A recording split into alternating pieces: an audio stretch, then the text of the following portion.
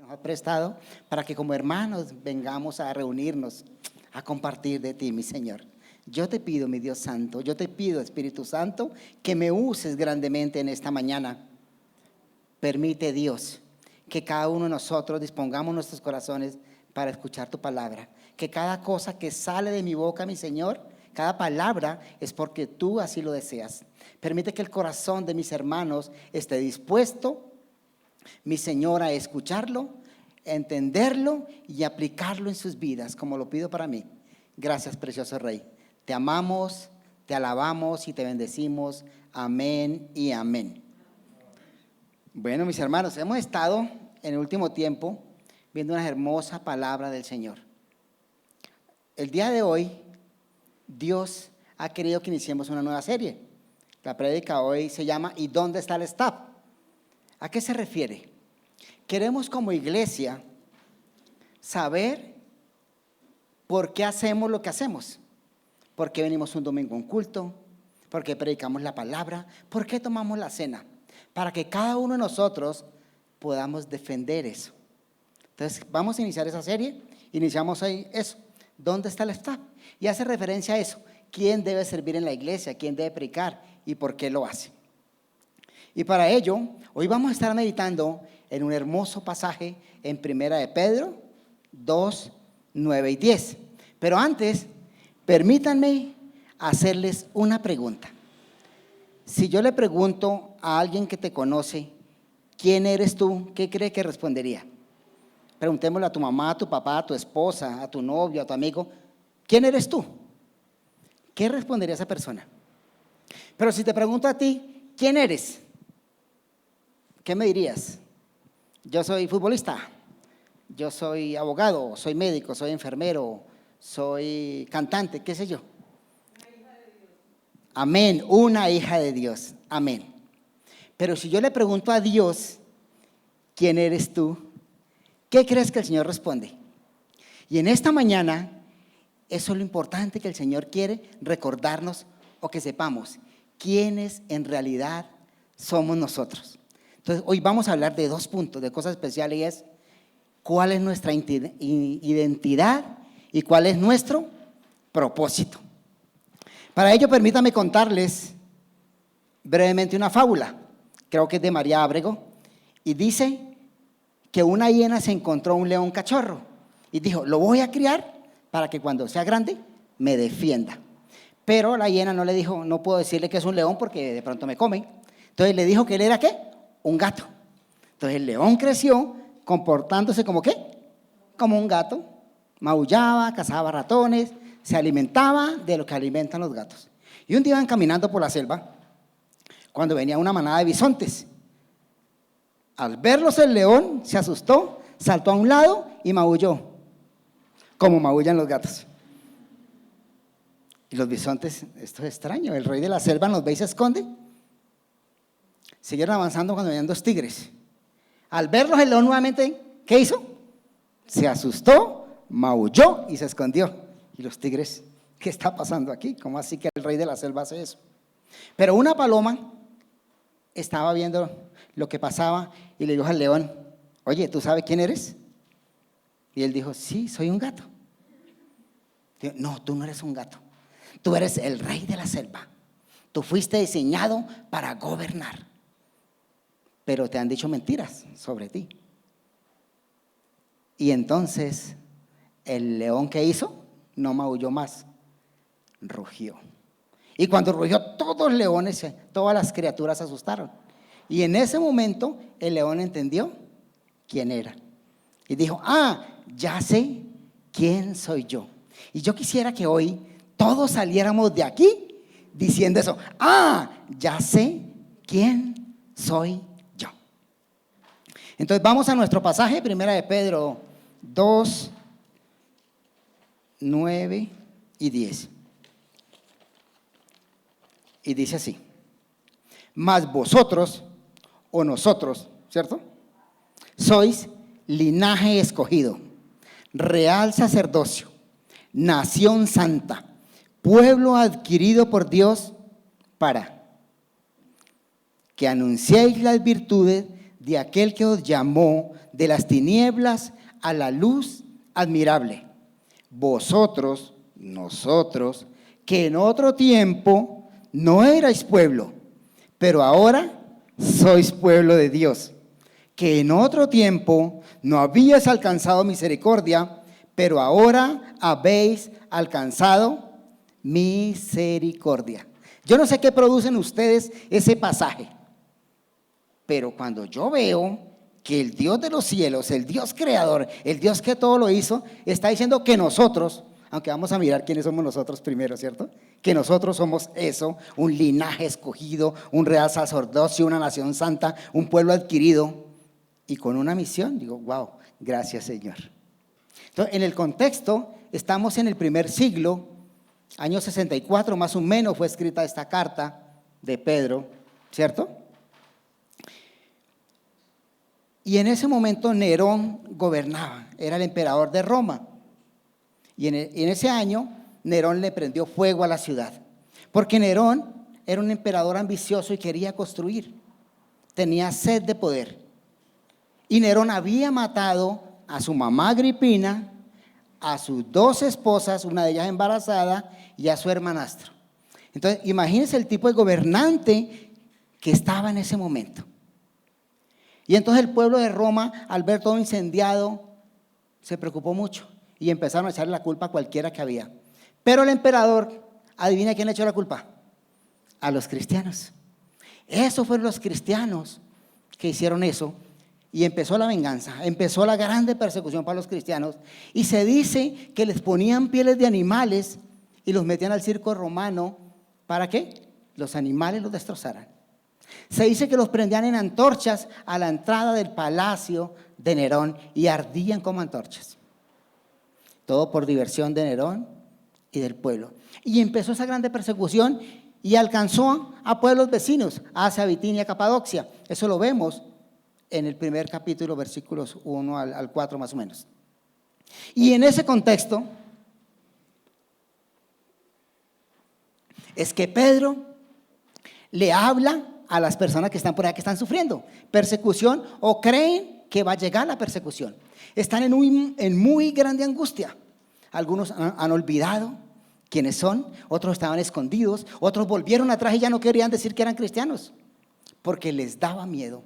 Había una circunstancia difícil en sus vidas, como de pronto hoy cualquiera de nosotros podemos estar pasando circunstancias difíciles o podemos haber sido criados como cachorros de gato y tal vez pensamos que somos algo diferente a lo que Dios dice que somos.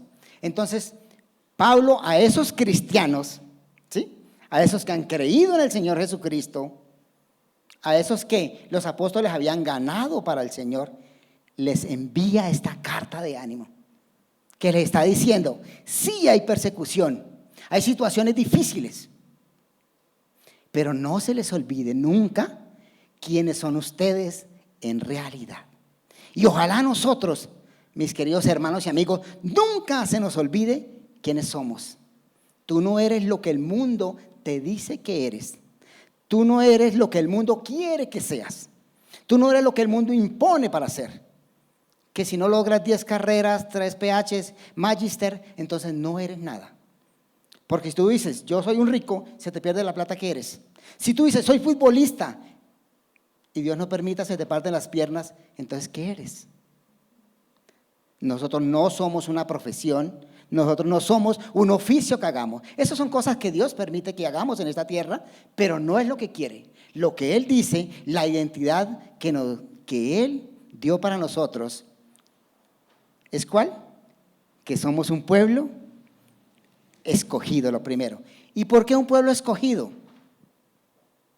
Si pensamos, bueno, Dios nos creó, somos su creación.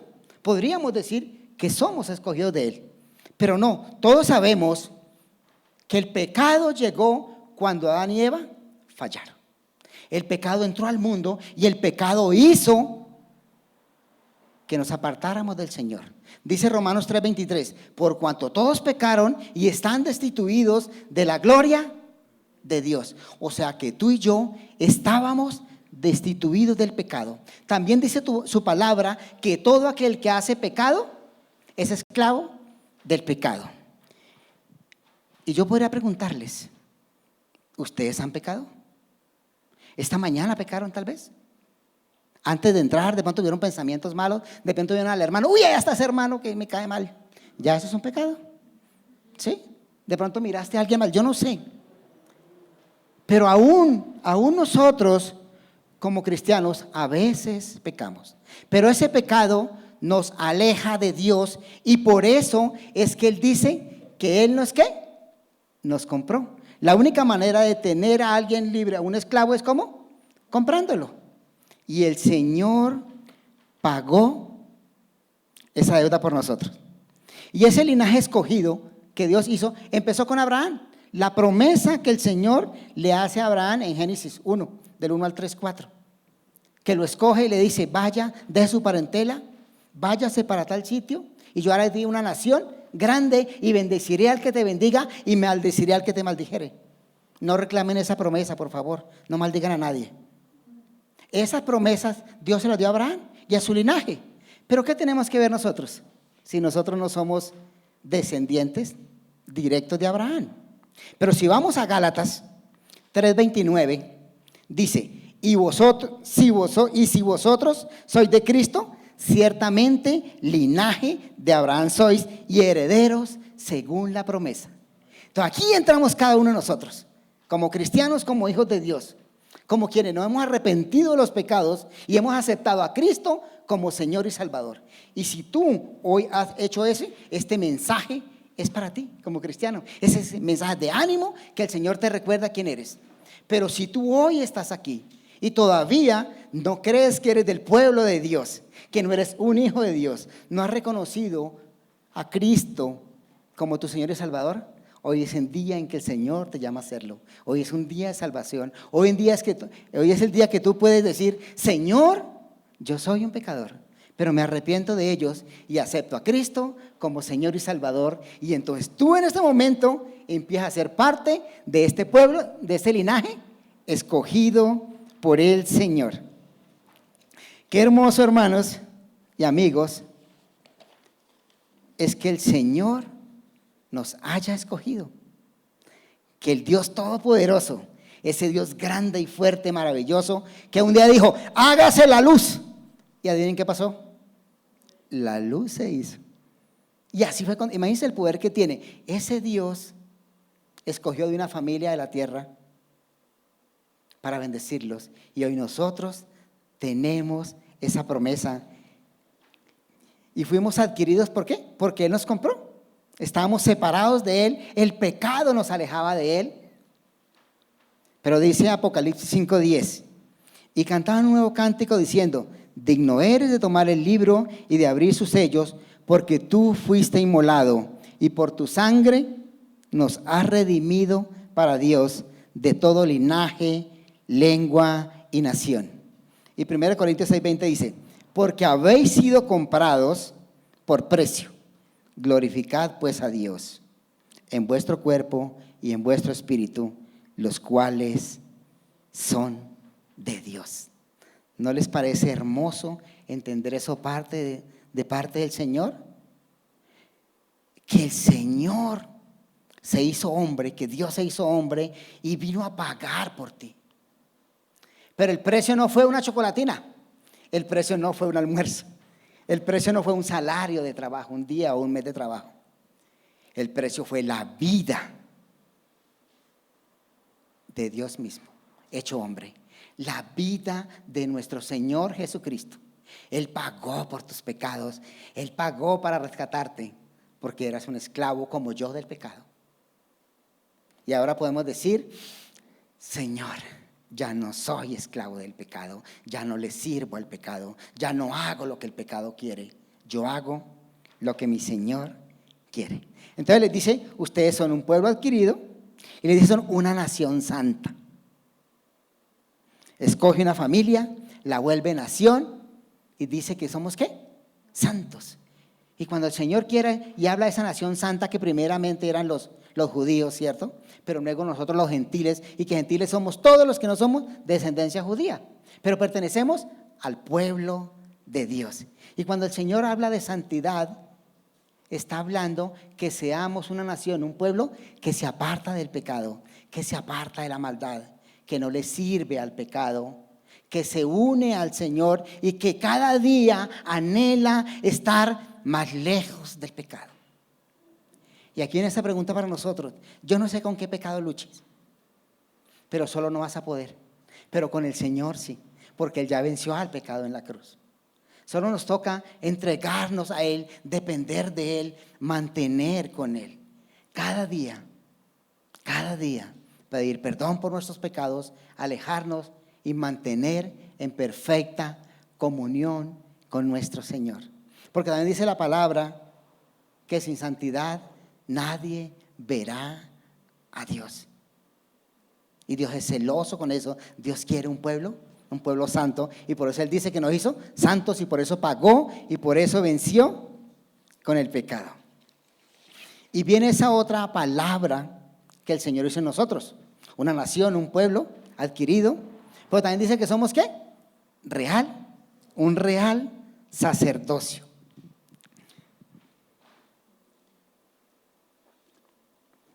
¿Puede levantar la mano el que crea que es un sacerdote? 4 o 5, no hay lío, tranquilos. Pues la Biblia está diciendo aquí, y esto es algo que queremos como iglesia entender, porque a veces pensamos que nosotros necesitamos ir a donde alguien para que me lleve a donde Dios. Hermano, hermana, ore por mí. Entonces, aquí hay un concepto que debemos como cristianos entender. Primero, ¿qué es un sacerdote? Los sacerdotes fueron personas, ¿cierto?, en el Antiguo Testamento, que Dios escogió para su obra, para su servicio. Y el primer sacerdote fue ¿qué? Aarón y su familia, el sumo sacerdote. Él los llamó, los limpió y empezaron a servir en el templo, en el tabernáculo. Pero él podía entrar una vez al año allá a ofrecer sacrificio por todos los pecados. Eso nos mostraba solamente la obra de Jesucristo más adelante, que el Señor Jesucristo ofreció ¿cuántos sacrificios? Uno solo. Él se ofreció una vez y para siempre.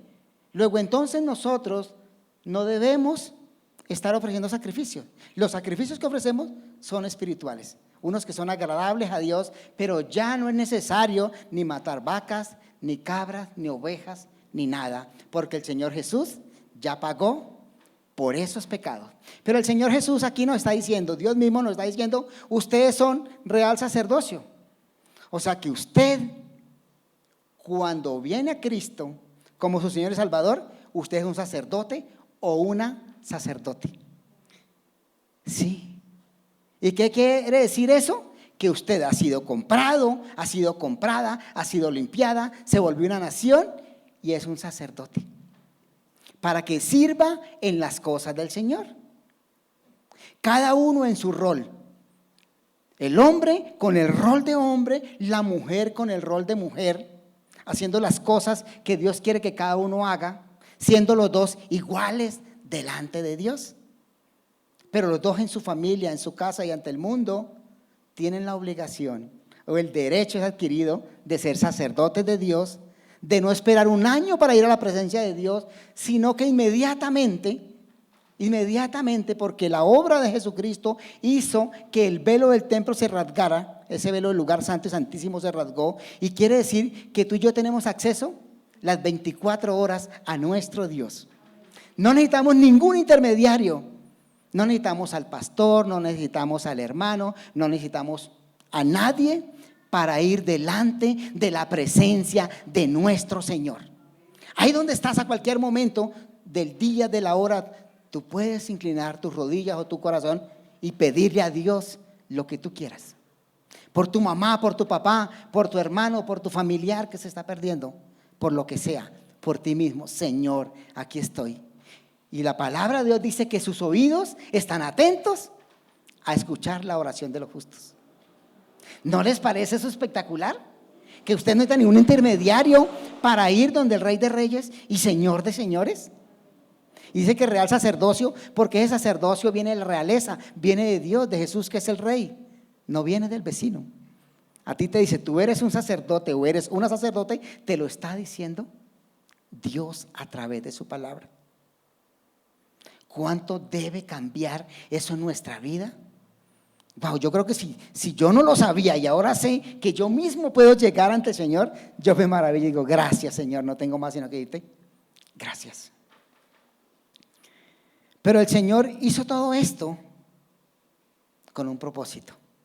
El Señor te rescató, te limpió, te liberó, te hace un real sacerdote con un propósito. Y aquí es donde nosotros como personas y como cristianos debemos hacernos una gran pregunta. Y es, ¿cómo estoy respondiendo a Dios? De acuerdo al propósito que Él tiene en mi vida. Ya me dio identidad. Él me dijo, usted es un pueblo adquirido, usted es una nación santa, usted tiene un real sacerdocio. Ya yo sé quién soy, pero eso tiene un propósito. ¿Cómo estoy respondiendo a ese propósito de Dios? Primera de Pedro 2:7 dice que para el que cree en Jesús, Él es precioso. Y aquí yo quiero que nos preguntemos, ¿qué tan precioso es Jesús para ti? Porque de la respuesta a eso, pues sabremos realmente si somos del pueblo de Dios. Porque de pronto estamos engañados. De pronto todavía no somos hijos, no somos pueblo de Dios. Porque nuestra respuesta al Señor no va como lo apreciamos. Entonces, ¿cuál es el propósito que Dios tiene dándote esa identidad? Dice primera de Pedro 2:9 en la parte B. Para que anunciéis las virtudes de aquel que os llamó de las tinieblas a la luz admirable, que es el segundo punto. El propósito de un cristiano. El propósito para el cual tú fuiste salvado, fuiste sanado, fuiste limpiado y fuiste escogido como un real sacerdote. Anunciar las virtudes de aquel que los llamó, ¿de dónde? De las tinieblas a la luz. Ese contraste de oscuridad, de condenación a una luz admirable, santidad, beneficio, gloria y honra. Te salvó de todo eso para que tú anuncies las virtudes. Y aquí no dice para que el hermano anuncie las virtudes de él. Entonces, ¡wow! ¡Qué bonito predica Carlos! Las virtudes de Carlos predicando espectaculares. ¡Qué bonito canta la alabanza! ¡Qué voz tan melodiosa! Ese hermano que sirve, que barre, ¡qué bien barre! ¿Sí? La hermana que canta, ¡wow! Espectacular cómo canta. El hermano que tiene un ministerio, ¡qué líder de ministerio tan espectacular! Ese médico, ¡wow! ¡Qué médico! Y qué sé yo, cualquier obra que hagamos, el Señor está diciendo eso. ¿Sabe qué dice? Que anunciemos las virtudes de aquel que nos llamó de las tinieblas a la luz. Lo que tú y yo tenemos que hacer en esta tierra es anunciar lo que Cristo hizo, lo que Cristo hace. Sacar las personas de un lugar horrible, que es una condenación eterna, a una luz admirable. Entonces, el que nosotros aceptemos a Cristo como Señor y Salvador y Él nos dé la salvación, eso no dice que tú te quedes sentado y que llegaste a un seguro. Ya estaba asegurado, estoy jugando parqués y me aseguré. Entonces me quedo aquí, 80 años, el árbol Ferney. Pues aquí entendemos una parte del Evangelio, porque estoy entendiendo que Jesús sí me salvó, pero entiendo que yo no debo hacer nada. Pero la palabra del Señor no nos está enseñando eso. Y está en un infinitivo, o sea, no es que usted vaya una vez y lo haga. Está diciendo que las anunciemos. ¿Cuándo? Siempre. ¿Cuándo? En todo momento y en todo lugar.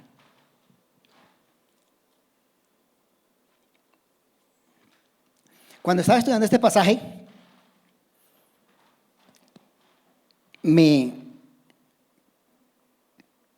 pensaba en qué estoy haciendo con esto. ¿Cómo lo estoy haciendo?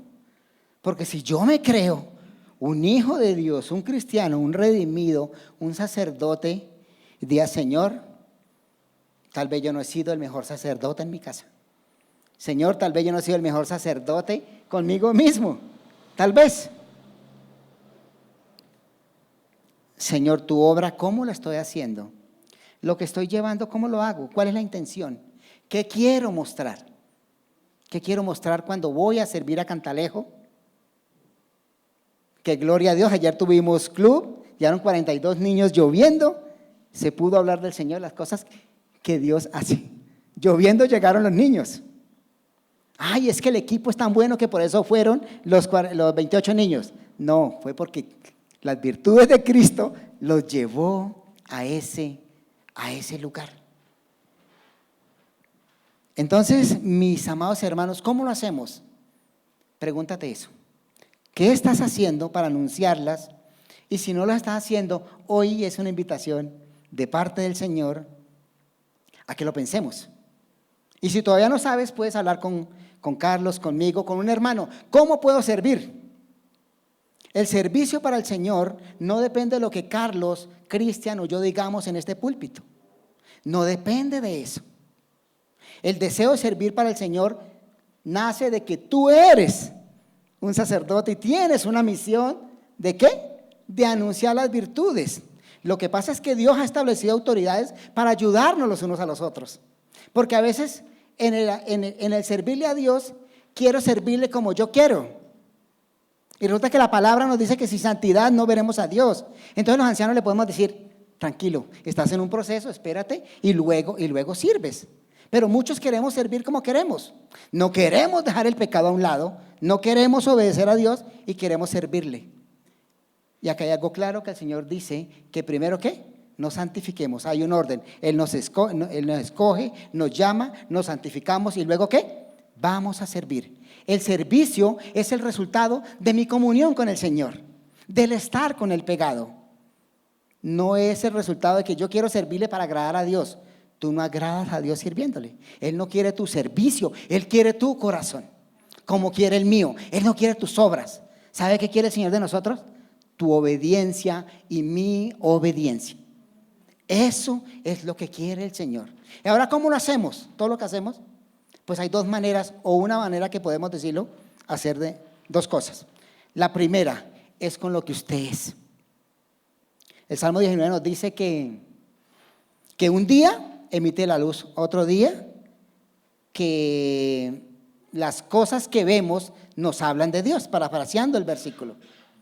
Ellos no hablan, la naturaleza no habla, pero ¿qué dice? Que Dios está ahí, que hay un ser poderoso que lo creó. De la misma manera nosotros podemos, con lo que somos nosotros, predicar el evangelio. Porque hay personas que de pronto tú no le puedes hablar, pero ven lo que tú haces, pero ven lo que tú dices, ven los gestos, ves cómo viste. Y ahí viene una pregunta para todos y quizá, ¿cómo estoy vistiendo? ¿Para agradar a quién? ¿Para quién estoy agradando? ¿Al mundo para que me vea y hable cosas? Yo no sé. Entonces aquí habla de esa integridad de la persona por dentro y por fuera. Entonces nos lleva a reflexionar hoy en cómo vestimos, en cómo hablamos, qué gestos hacemos. Hermano, ayúdeme el lunes a tal cosa. Yo por allá no voy. ¿Será que el que ve ese gesto dice, wow, qué bonito hace ese cristiano? Eso nos lleva a pensar en eso, en cómo nos comportamos. Y la otra manera es lo que dice la Gran Comisión. Mateo 28, 19 y 20, ¿qué es? Id y predicad el evangelio a toda criatura, bautizándonos en el nombre del Padre, del Hijo y del Espíritu Santo.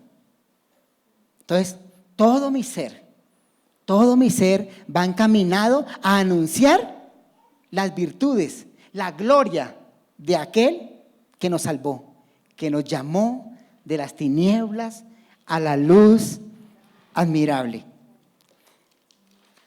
Y si eso, mis amados hermanos, no nos llena de alegría y de gozo, entender que tengo un propósito, que yo no fui producto de una noche de pasión, sino que el Señor quiso que yo fuera su hijo y que fuera un sacerdote. Wow, no sé qué cosa los puede animar.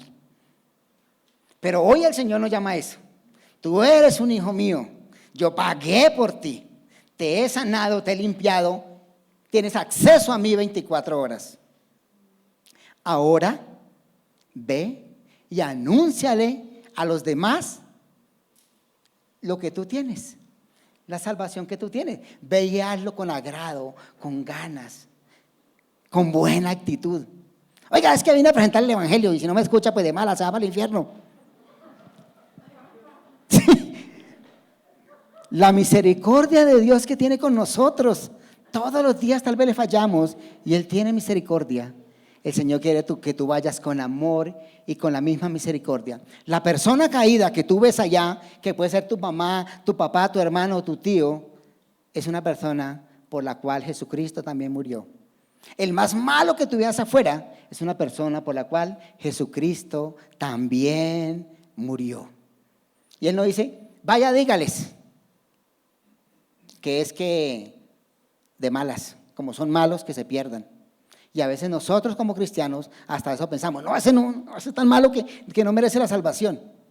Que el Señor nos perdone, porque a nosotros lo que nos corresponde es anunciar las virtudes de aquel que nos llamó de las tinieblas a la luz admirable.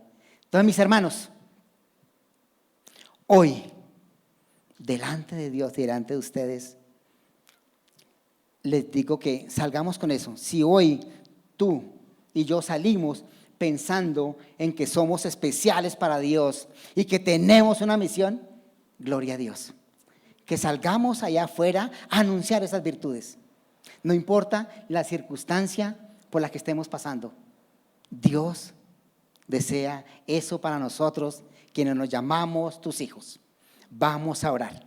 Amado Dios, te damos gracias porque tú eres bueno y tú tienes un propósito para nuestra vida, Señor. No somos producto de una equivocación, Señor. Hoy podemos llamarnos tus hijos. Y con grande gozo, con grande regocijo, mi Dios santo, yo te pido por mis hermanos y por mí, que podamos de hoy en adelante recordarlo. Y si no lo sabíamos, gracias porque hoy nos enseñas a quiénes somos. Gracias por la identidad y por el propósito que nos das. Y yo te pido, mi Señor, que nosotros salgamos a hacer eso que tú dices, sacerdotes tuyos, y llevar tu palabra a todos los rincones de la tierra. Te amamos, Rey, y te bendecimos. Amén y amén. Mis hermanos, muchas gracias. Que el Señor les guarde, que el Señor les bendiga grandemente.